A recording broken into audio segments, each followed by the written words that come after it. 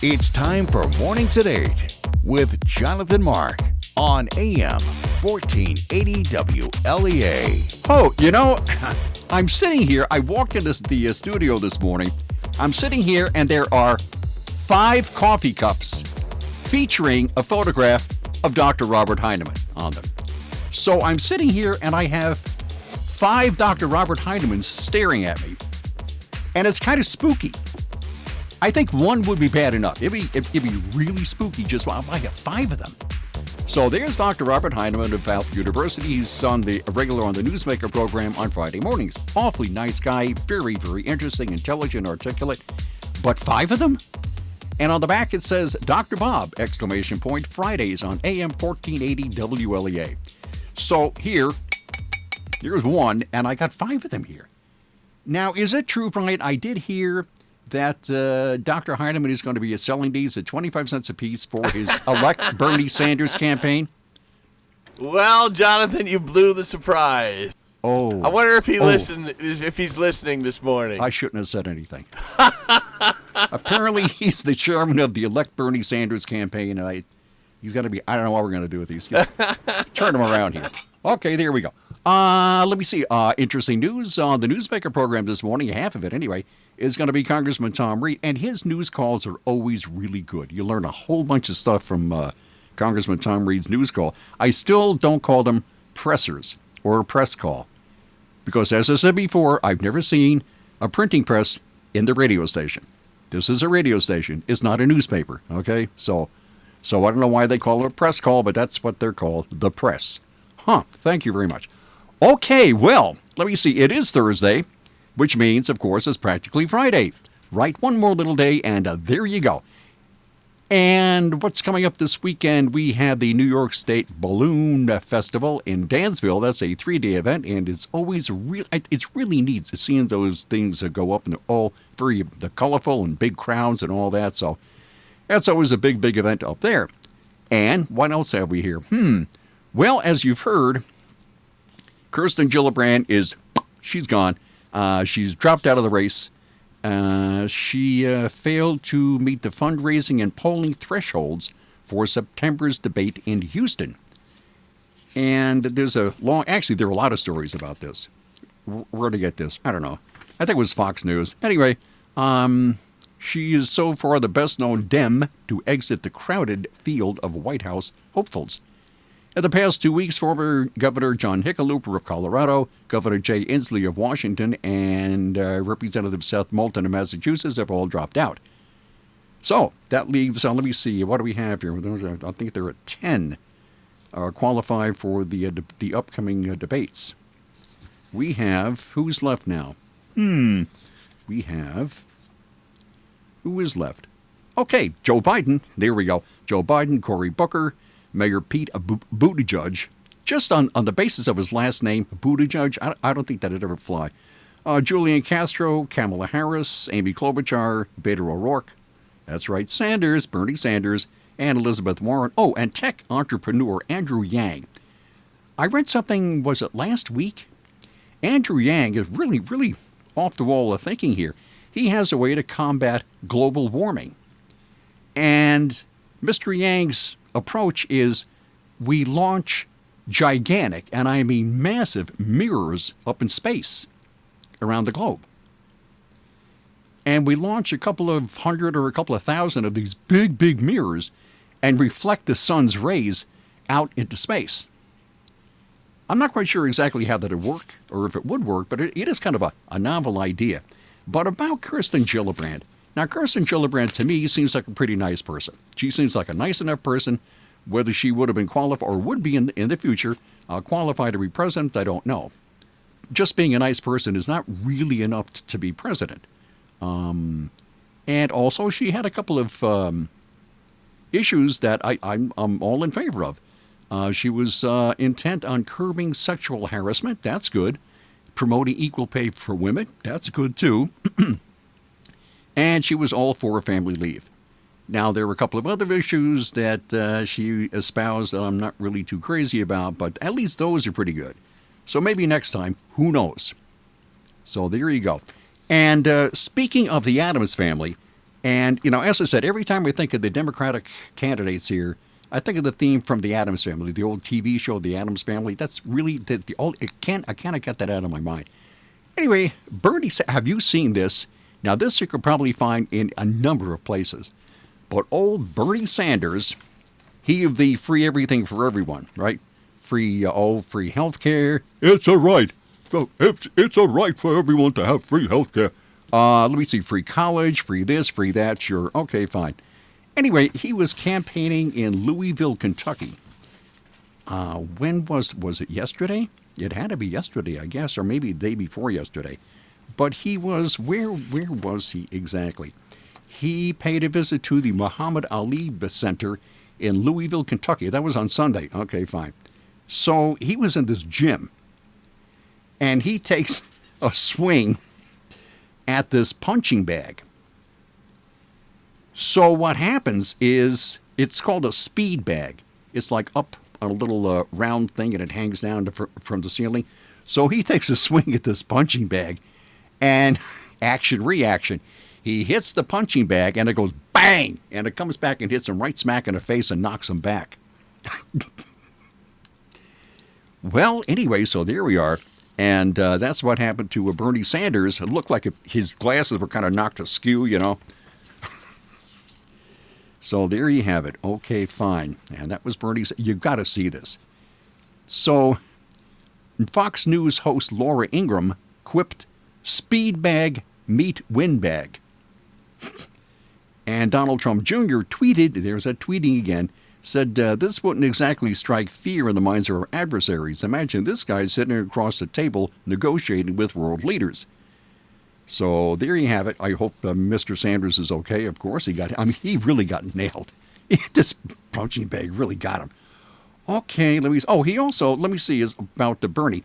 Let me see, his climate change plan or something, $16 trillion for his new or Green New Deal.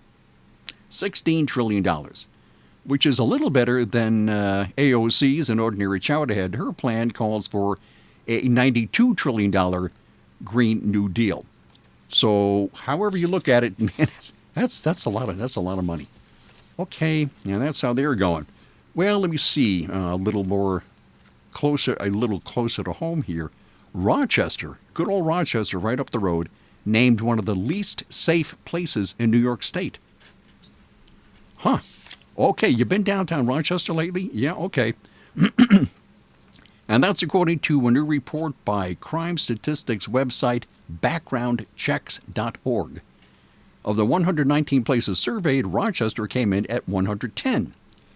And the study looked at factors such as crime rate and the number of cops compared to the number of citizens. However, Batavia and Buffalo both ranked worse than Rochester. And the safest place in New York State, according to this survey, is the town of East Hampton on Long Island. Apparently is zoned against crime there in East Hampton. So there you go. Now, I would the safest place in New York, I would say probably, I don't know, Almond. It's got to be the safest place in New York, right? I don't know. Or how about Hornell? Hornell's a pretty safe place too, but no. Okay, so it's East Hampton on Long Island. That is the safest place in New York State. And speaking of the East Hamptons and Long Island, wow, that's right. I was going to tell you about this. That's right. A couple of days ago, I was talking about scammers, and they're out there. They are out there all over the place. They are just out there. You can't get rid of them. My wife's nephew in North Carolina received a phone call. Let me see, this is Thursday, Wednesday, Tuesday. He received a phone call on Tuesday. And he answered the phone, and the gentleman on the other end of the line said, "This is a U.S. federal marshal. A U.S. federal marshal calling from somewhere in Texas or something." And apparently, according to what this scammer told him, your identity has been stolen. And if you want to find out more, press 1. Now, at that point, I probably would have hung up. But apparently her nephew was so annoyed that his identity had been stolen that he pushed 1. And then a message came on, said to something like, we will send an agent up to speak to you personally to your house tomorrow at, I think it was 11 o'clock in the morning. So her nephew hangs up, is thinking, wait a minute, a U.S. Marshal? Identity theft? Hold it, wait a minute. I don't think a U.S. Marshal is going to call and tell you that your identity has been stolen. I mean, it just doesn't. What? I'm not quite sure what the role of U.S. Marshals is, but I don't think it deals with identity theft in Texas or anywhere. So just as a backup, he calls a friend of his, who was a sheriff's deputy down there in North Carolina, and he said, why don't you come to my house tomorrow morning like 11 o'clock and park your car outside, and we'll just kind of see what happens. So yesterday morning, 11 o'clock couns and goes, and nobody's there, nobody comes, 20 minutes go by, half an hour goes by, there's nobody. So about a couple of minutes later, he gets another call. Hi, this is the federal marshal, and your identity has been stolen. To do this, press 1. He goes, I'll see you, bye. So that was it. But apparently it was some kind of a crazy scam. U.S. Marshals are not going to tell you about identity theft. Wouldn't that be the role of one of these websites, like what, the LifeLock or something, you know? Anyway, so people will try anything to scam you. Or, here's one. Long Island schools hacked. One district forced to pay $88,000 in ransom. Wow. Hackers held 2 school districts on Long Island hostage over the summer, forcing one of them to pay $88,000 in cryptocurrency in order to retrieve student and staff information before the school year started. Despite using an antivirus software and other firewalls for cybersecurity, the Rockville Center School District's encrypted files were accessed on July 25th by some kind of ransomware, which can infiltrate an entire server with one click of a malicious email attachment. Right. Never click on attachments unless you're positively sure that you know who sent the attachment. Maybe it's a photograph, maybe it's something, I don't know, like a relative or something, but man, just do not click on attachments. So they did, and it cost them $88,000 because this hacker held their files ransom. Let me see. The district told some local TV station, by finding ways to restore some of our data, the ransom demand went from approximately $176,000 to $88,000. That's not really a whole much better. So the cybersecurity experts say the ransom is often the least costly part of the process. The longer you dawdle, they say, the higher the price. And they've been in your system, and they could have infected your system, so you have to clean the system. Rockville Center School Bitcoin ransom and its insurance $10,000 deductible was less expensive than the cost to recover from the attack without the decryption keys, the district said. Meanwhile, the Mineola School District was also attacked by the same virus, but they didn't have to pay because they had a backup that wasn't compromised. So it always does pay to have a backup on your computer. Experts say it's also important to educate employers to not open questionable emails. That's right, just what I said, and click on links and attachment. So that's what's going on down there. That's not the first time that's happened. These ransomware things have been just all over the place. The last, when did it, maybe 3 years ago, 3 or 4 years ago, you started to hear about ransomware where they can hijack your computer and everything on it, and you have to pay money to get your stuff back. Wow, that's really creepy. And apparently the school district in Rockville had firewalls and antivirus software and all that stuff, but it happened anyway. Man, okay, how about we do, that's right, in a world like this, that's right, insurance, everybody needs insurance. You never know what's going to happen. That's right. And can you do any better than the Ryan agencies? I don't think so. I thought about it there. Nope, I don't think so. Anyway, they have offices in Hornell, Jasper, and Wellsville.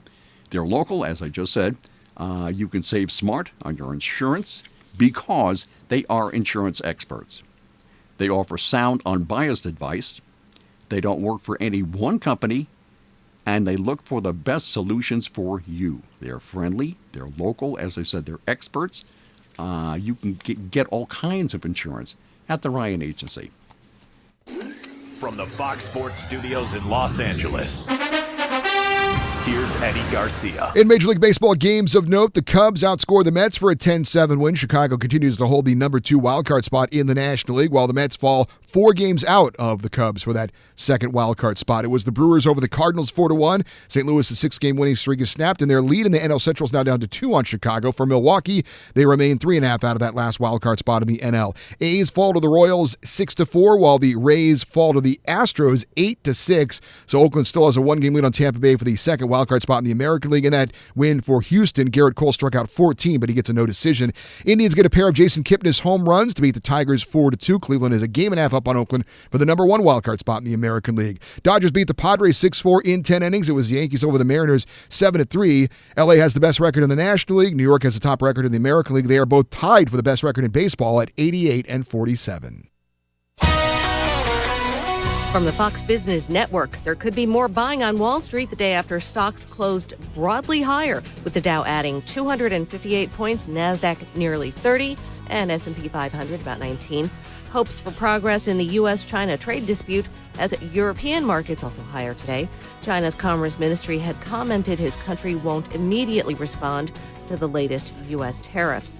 Juul Labs, the e-cigarette startup, is offering $100 million in incentives to encourage retailers to adopt its age verification system. The modification to point-of-sale software blocks each Juul purchase till the shopper's driver's license or other government ID's been scanned. And some energy companies could be about to get a reprieve on methane rules now that the Trump administration is taking steps to erase Obama-era legislation. With the Fox Business Report, I'm Lillian Wu. Do you want to learn to speak a new language but don't have enough time? Then you need to try Babbel, the language learning app that you can try for free right now at Babbel.com. Babbel's lessons are just 15 minutes or less, and you can go at your own pace. You'll be amazed at how easy Babbel makes it. Start your first lesson in the language of your choice for free. Just download the Babbel app or go to Babbel.com now. That's Babbel.com. Today at Simmons Rockwell Ford in Hornell, Bath, or Halstead, drive a new 2019 Ford Escape SE 4x4, equipped with heated power seat, 8-inch touchscreen media, and alloy wheels. Now buy for only $21,099. Shop the Simmons Rockwell Ford dealerships in Hornell, Bath, or Halstead. Simmons-Rockwell.com. Okay, I found this one on Fox News. Another Coast Guard interdiction with drugs. Again, another one. Wow. Coast Guard nets 3 arrests, 3,000 pounds of cocaine in anti-smuggling operation in the Pacific Ocean. Newly released video shows U.S. Coast Guard personnel busting up an alleged drug smuggling operation in international waters of the Pacific Ocean last month. The operation resulted in the seizure of an estimated 3,000 pounds of cocaine and 3 people arrested. The footage was recorded July 16th as a team aboard the Coast Guard cutter Robert Ward pursued the suspect's vessel. As the Coast Guard crew pulls up alongside the boat, crew members draw guns on the suspects and order them to put their hands up, the video shows. On August 22nd, the same Coast Guard crew recovered bales of cocaine that were found drifting in international waters. However, the amount was unclear, according to the Coast Guard. And the Coast Guard crew represented District 11, which covers California, Arizona, Nevada, and Utah. And just reading that, I'm going, Utah? Why would you need the Coast Guard in Utah? There being no coast. Or Nevada. Anyway, okay, fine. I'll go along with that. Okay, District 11. Previously, the Coast Guard announced the seizure of some $350 million in cocaine, representing some 26,000 pounds of the drug following a weeks-long operation. And another operation on July 11th netted 40,000 pounds of cocaine from 14 interdictions, officials said. Man, that's a lot of cocaine. I mean, it's wow. And that's just, holy smokes. I mean, that's really something. That is really something. Now, where is all this cocaine coming from? Well, I don't know. But it is awfully interesting. Now, a couple of weeks ago, I had a story about a Coast Guard cutter that came alongside one of these, like, it's called a fast boat. It's almost like a submarine. It has a flat deck and a conning tower, or a hatch or something.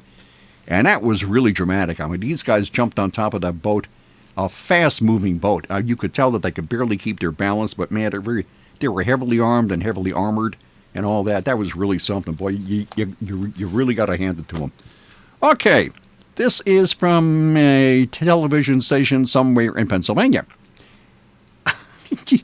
A Lancaster County man who made a gun-like hand gesture at his neighbor committed a crime, according to a Pennsylvania Superior Court ruling.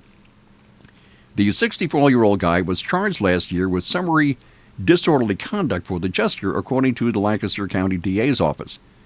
The gesture prompted the neighbor to call 911. And there's a video of this guy caught on his neighbor's cameras there. And, you know, your thumb and your forefinger, you go bang or something like that. Well, Kirchner argued on appeal. That's the guy's name. Kirchner argued on appeal that the gesture did not cause a hazardous or physically offensive condition, that he did not intend to cause public alarm, and there was essentially no harm done to the victim or society. However, the High Court found the gesture of imitating the firing and recoiling of a gun risked an altercation and supported the charge. The neighbor also reported feeling insecure, which is why the call to 911 was placed. So apparently, according to the DA's office there was an ongoing history of confrontations between the guy and his neighbor and a female acquaintance of his. So, I don't know. I mean, so actually, let me see. The guy was ordered to pay, this guy with the make-believe gun there, and his thumb and his forefinger, he was ordered to pay a $100 fine and court costs. Now,